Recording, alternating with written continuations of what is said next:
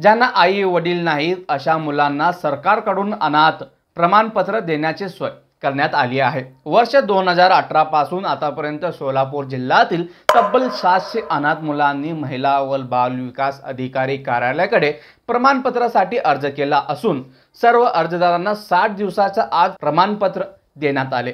विशेष म्हणजे या प्रमाणपत्राच्या आधारे आतापर्यंत 30 युवक युवतींना शासकीय नोकरी मिळाली आहे। शासकीय सेवेत अनाथ मुलांसाठी 1% आरक्षण राखीव आहे।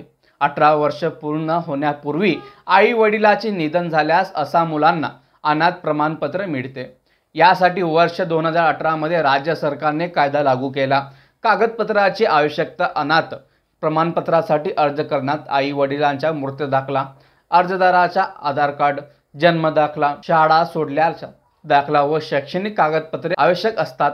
अर्ज तपासणी प्रक्रियेत अर्ज आल्यानंतर संबंधित अर्जदाराची चौकशी केली जाते। तो कुठे राहतो, नातेवाईक आहेत का, तसेच सादर केलेली कागदपत्रे खरी आहेत का याची पडताळणी होते। महिला व बालविकास अधिकारी व बाल कल्याण समितीच्या बैठकीनंतर शिफारस करून अर्ज पूर्ण उपायुक्तकडे पाठवला जातो। अर्ज दाखल झाल्यानंतर 2 महिन्यात प्रमाणपत्र दिले जाते। मी समीर आबादीराजे आणि तुम्ही पाहतात सोलापूर की जनता।